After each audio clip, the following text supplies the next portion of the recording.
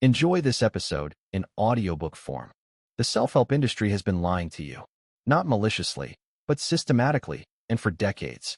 Every book, every podcast, every motivational post that told you to think more positively, want more, and pursue happiness harder has been making your life measurably worse. Today we're diving into the subtle art of not giving a fuck by blogger and author Manson. It is one of the most widely read self-help books of the last decade, and its central argument is that almost everything you've been told about how to feel better is wrong. Manson's book is not, despite the title, an argument for apathy. He is careful to point this out early. Not giving a fuck, in his framework, does not mean caring about nothing. It means getting deliberate about what you choose to care about. Because caring about the wrong things, he argues, is the engine of most human suffering. He writes that the key to a good life is not giving a fuck about more. It is giving a fuck about less, giving a fuck only about what is true and immediate and important. The book's central claim is that most people have it exactly backwards, and that fixing it requires not more positivity, but more honesty about pain. Manson's worldview draws on a concept he borrows from philosopher Alan Watts, what's called the backwards law.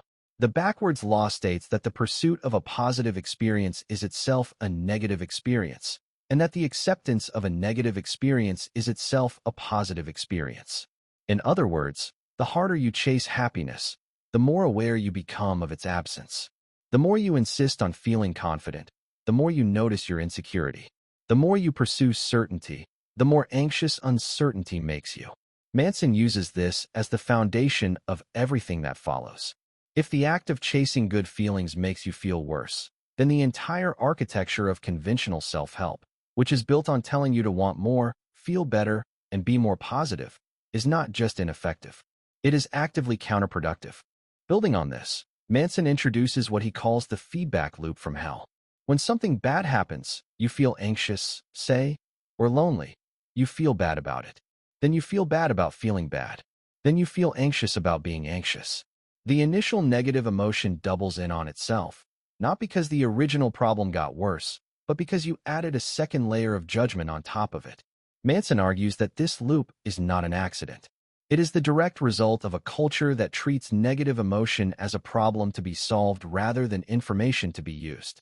We have been trained to believe that suffering is a malfunction, that discomfort is a sign something has gone wrong, and that the correct response to pain is to eliminate it.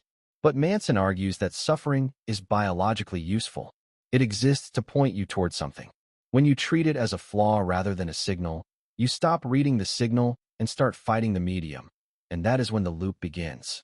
This is where Manson introduces his central framework, values. He argues that the quality of your life is determined not by how much positivity you feel, but by the quality of the problems you are choosing to deal with. Everyone has problems. The question is whether your problems are worth having. And whether they are worth having depends entirely on your values, on what you have decided, consciously or not, to give a fuck about. Manson identifies a cluster of what he calls bad values that most people in modern life are organized around. The pursuit of pleasure, the accumulation of status and material success, the need to be liked, and the insistence on remaining positive at all costs. These are bad values not because they are immoral, but because they are outside your control. Whether people like you is not up to you.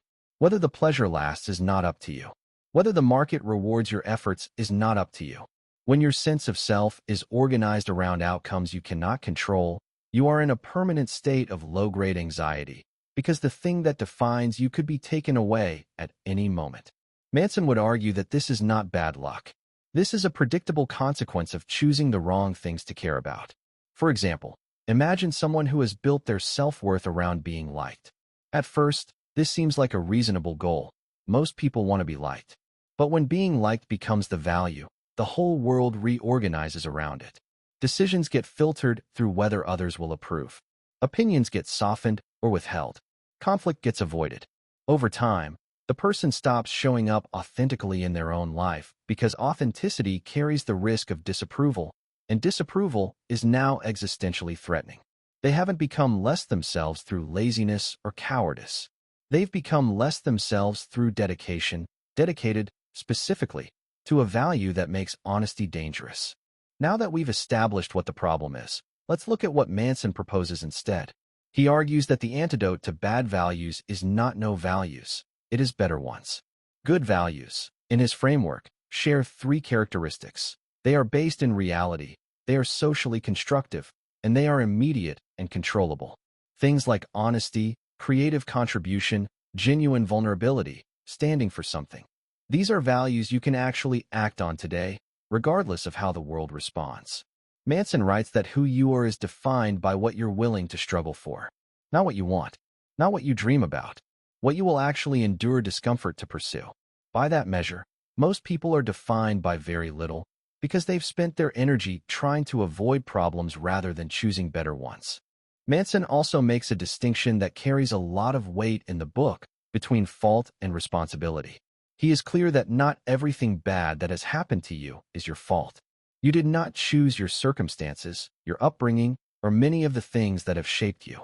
But he argues that you are always responsible, meaning you always have the ability to choose how you respond. This is not a comforting idea. It would actually be more comfortable to believe that your circumstances explain your life, because then nothing is required of you. But Manson suggests that accepting responsibility, even for things that were not your fault, is the only move that gives you any agency at all. Refusing it might feel like self-protection, but it is actually surrender. You've handed the pen to whoever or whatever you've decided is to blame. Finally, Manson argues that most people avoid this kind of clarity because certainty feels safer than honesty. We are reluctant to commit to values, to say this matters and this doesn't, because commitment means accepting that some things will be left out, and that we might be wrong about what we chose. He suggests that the willingness to be wrong, to be rejected, to fail publicly and continue anyway, is not a personality trait that some people happen to have. It is a practice, and it begins with accepting that the struggle itself is the point. Happiness is not what you arrive at. It is what you find in the act of doing something you've decided is worth doing. The key takeaway from this book is not that you should stop caring. It is that caring without direction is exhausting and self-defeating, and that the life you want is not on the other side of more positivity. It is on the other side of better values, honestly held. The subtle art, in the end, is simply choosing what deserves your fucks and giving everything else the indifference it has earned.